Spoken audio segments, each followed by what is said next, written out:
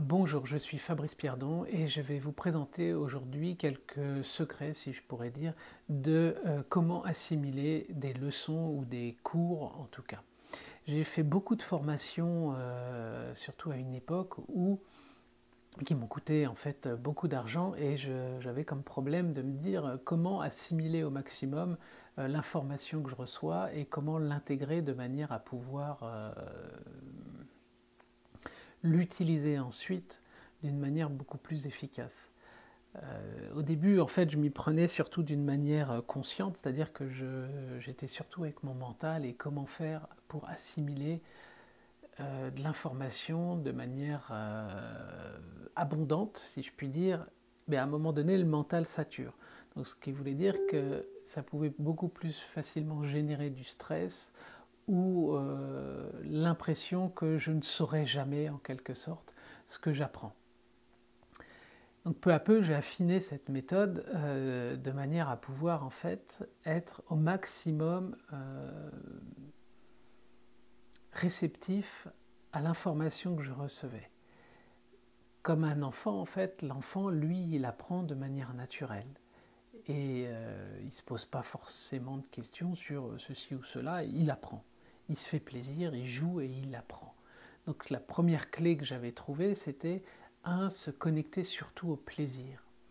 Parce que si je suis connecté à autre chose que le plaisir, en fait, je génère une espèce de stress.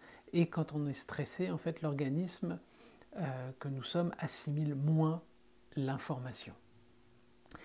Et il y a aussi une manière qui est qu'au début, on passe par plusieurs phases, en fait. On est consciemment incompétent au départ. Moi-même, carrément, au départ, on est inconsciemment incompétent, puisqu'on ne sait pas qu'on ne sait pas. Si je prends un exemple, par exemple, je peux ne pas savoir que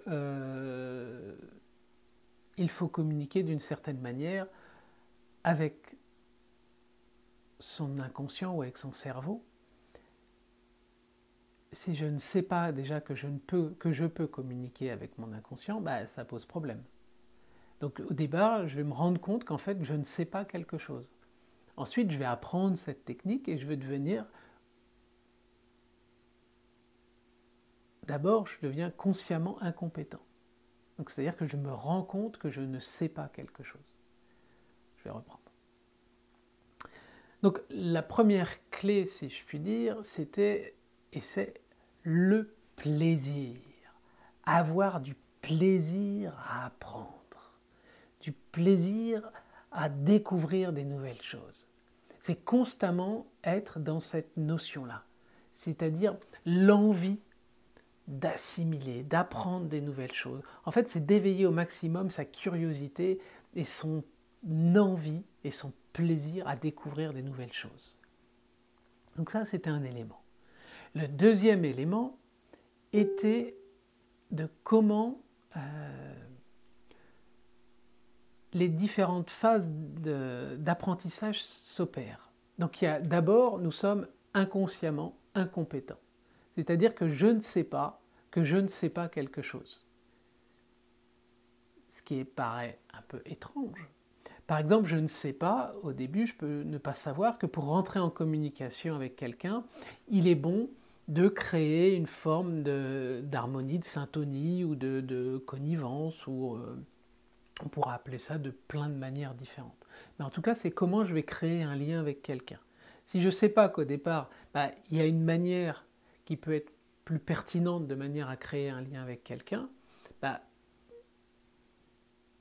je suis inconsciemment incompétent dans quelque chose. Je peux être ensuite consciemment incompétent, donc je me rends compte que finalement il y a des choses que je ne sais pas faire, que je n'ai pas en tout cas cette compétence-là pour l'instant. Ensuite, je vais être consciemment compétent, puisque je vais assimiler une information, et donc au fur et à mesure que je l'assimile, je vais devenir compétent par rapport à ce que je suis en train d'apprendre. Et au fur et à mesure que j'apprends quelque chose, je vais devenir inconsciemment compétent. C'est-à-dire que cette information va peu à peu se transformer et être dans les muscles de manière à ce que cet apprentissage que je fais devienne quelque chose qu'on peut appeler généralement naturel.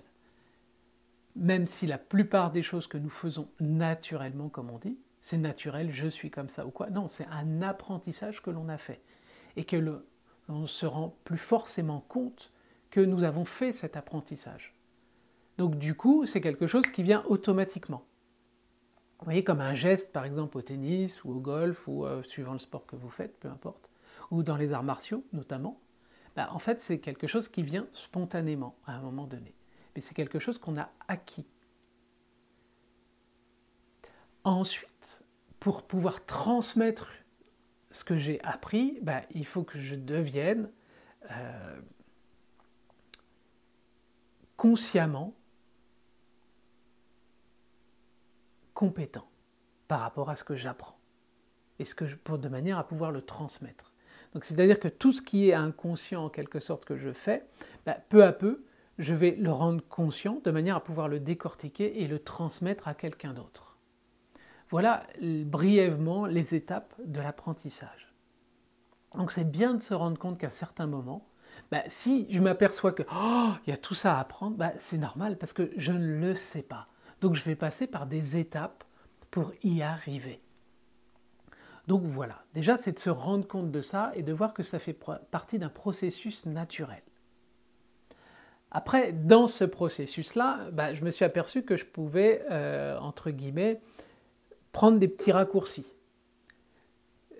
C'est-à-dire de comment je peux sortir de mon mental et d'un certain stress que je peux me mettre à vouloir assimiler beaucoup plus d'informations qu'il est possible. Voyez, c'est un peu comme si vous étiez un grand banquier et vous dites « Ah, il faut que je prenne tout d'un coup ».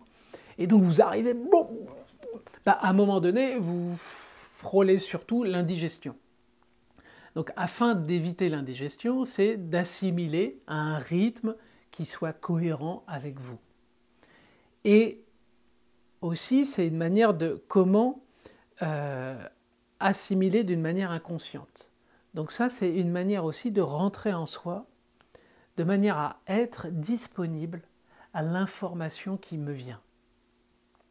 De manière à ce que ça puisse passer, si je puis dire, des filtres conscients qui empêchent d'assimiler des choses.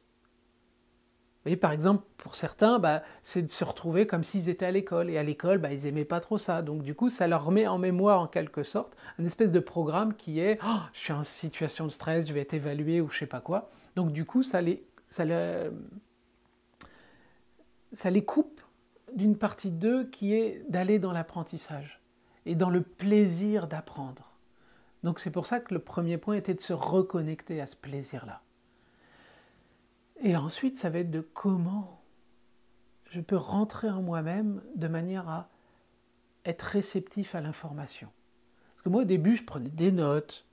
Après, je me suis aperçu que les notes, c'était plus pour me rassurer, parce qu'en fait, je ne les relisais pas forcément, et qu'en fait, l'information, elle passait. Et je pouvais retranscrire des choses, les retransmettre d'une certaine manière, et que ça fonctionnait. Donc, après, je me suis dit, je vais enregistrer les cours. Alors aujourd'hui, il y a beaucoup de vidéos, donc c'est assez pratique aussi. Mais du coup, en enregistrant les cours, je pouvais me permettre d'être là, disponible en formation, à ce qui était là. Et je m'apercevais qu'en fait, j'apprenais beaucoup plus vite ce qui était transmis. Parce qu'il y avait une autre partie de moi qui était disponible à une espèce de relâchement qui s'opérait et un plaisir juste d'être là et d'écouter, de se rendre accessible à cette forme de connaissance. Ensuite, ce que j'avais enregistré, par exemple, pendant un moment, je faisais 7 heures de voiture quand j'allais travailler sur Paris, donc ça m'arrivait peut-être une fois par semaine ou une fois tous les 15 jours de faire un long trajet en voiture. Et donc pendant ce trajet-là, je mettais en fait les enregistrements que j'avais appris. Donc c'est-à-dire que l'information, elle revenait et je l'assimilais. Et je l'assimilais surtout, c'était en conduisant, on pense à des choses, on n'est pas forcément très attentif à tout ce qu'on écoute, mais du coup, en fait, j'écoutais, et en même temps que j'écoute, même si consciemment je fais autre chose, il y a une partie de moi qui enregistre l'information. Donc ces enregistrements-là pouvaient me servir à ça. Ils pouvaient aussi me servir, par exemple, la nuit, parfois, je mettais un casque ou des petits écouteurs, et en fait, j'enregistrais les informations dont j'avais besoin, par exemple un cours donné ou des choses comme ça, et je l'écoutais de nuit, de manière à ce que ça puisse quand même refonctionner. C'est-à-dire que j'assimile l'information d'une manière qui n'est pas consciente, pour le coup, alors là, carrément, et je m'apercevais que j'assimilais cette information aussi. Alors, c'est peut-être un petit peu extrême cette manière-là, d'une certaine manière, mais ce qui veut dire que de voir une première fois une vidéo, de la revoir après, vous voyez, juste d'être disponible, ou même vous êtes en train de faire à manger par exemple, si par exemple, je sais pas, je fais une soupe, admettons, en même temps que je fais ma soupe, je mets la vidéo et j'écoute en même temps et je jette un œil dessus. Vous voyez, et comme ça me permet d'assimiler l'information. Alors après, il pourrait y avoir aussi le fait de prendre les vidéos, d'extraire la partie audio de la vidéo, de manière à pouvoir l'utiliser après, pour autre chose. Ça peut être un élément.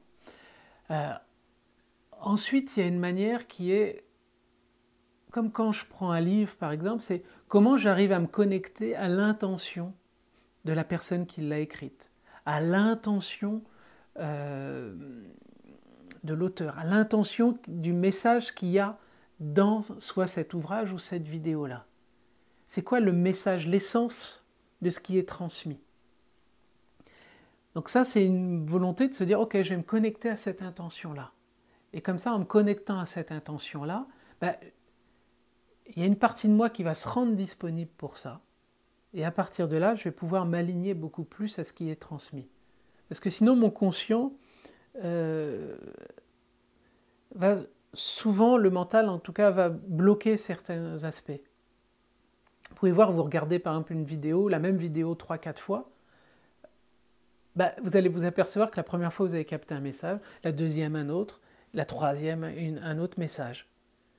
Et que si vous les regardez à 6 mois d'intervalle, c'est ça qui est intéressant aussi, ou même à 2 mois, vous regardez la même vidéo, vous allez voir que sans vous en rendre compte, vous avez assimilé des choses. Parce que vous allez prendre l'information sur un premier niveau, la première fois que vous le voyez, et ensuite, quand vous revenez dessus plusieurs mois après, vous apercevez que finalement, il y a tout un chemin qui s'est opéré parce qu'il y a beaucoup plus de profondeur dans l'information telle que vous pouvez la percevoir 2-3 mois après.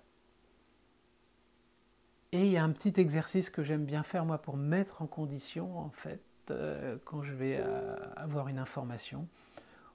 J'utilise aussi cet exercice-là par exemple quand je vais faire un coaching. C'est une manière de revenir au présent, d'augmenter ma présence à moi-même et ma présence à l'autre. C'est deux aspects qui sont importants. Donc la présence à moi-même et la présence à l'autre. Alors l'autre, ça peut être sous forme de vidéo. C'est comment je vais être présent à ce qui m'est transmis à ce moment-là. Donc pour ça, il y a un petit exercice assez simple. C'est la première chose à faire, c'est de prendre conscience de sa respiration sans chercher à la modifier. Juste ressentir que l'on respire. Je respire à ce moment-là.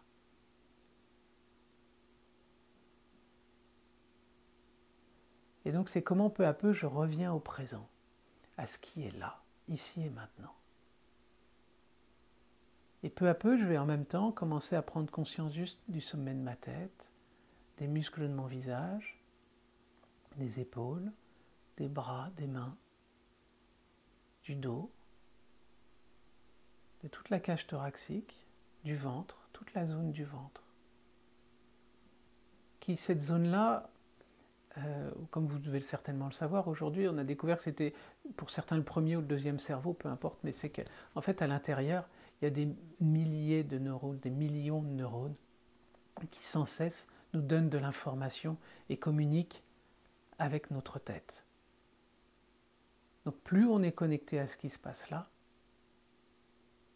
plus nous avons d'informations sur ce qui est en train de se passer autour de nous. Et en respiration, je vois qu'on travaille en fait beaucoup sur cette zone qui est une partie de l'inconscient et la partie plus basse qui peut être le subconscient. Et ça permet d'accéder beaucoup plus en fait à des zones profondes de nous-mêmes. Donc là, c'est juste de prendre conscience de ce qui est là, ici et maintenant, de notre corps, de revenir dans notre corps. En fait, c'est habite ton corps. Ta maison, c'est ton corps. Jusqu'aux pieds. Ensuite, c'est de porter attention à la main gauche, de ressentir toute la vie qu'il peut y avoir dans la main gauche, dans la main droite, dans le pied droit, dans le pied gauche, dans la main gauche, la main droite, le pied droit, le pied gauche, la main gauche, la main droite. Et vous pouvez continuer à tourner comme ça ou à faire des formes géométriques si vous voulez. Après, il y a plein de variantes à cet exercice-là. Mais pour l'instant, juste le point de départ, c'est ça. Et ensuite, c'est de mettre toute son attention, par exemple, dans la main gauche et la main droite en même temps.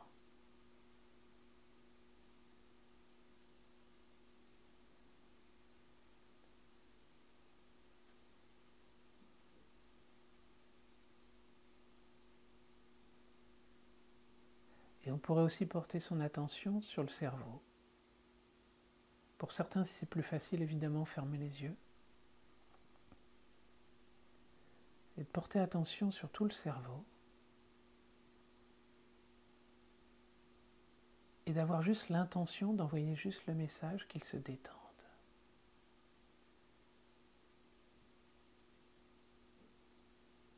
Juste de ressentir. Tout autour du cerveau, il y a tout un tas de petits muscles. Et comme tout muscle, s'il est contracté, l'énergie circule moins. Donc là, c'est vraiment de revenir à une détente du cerveau. Pour faciliter, certains peuvent même imaginer une couleur, par exemple.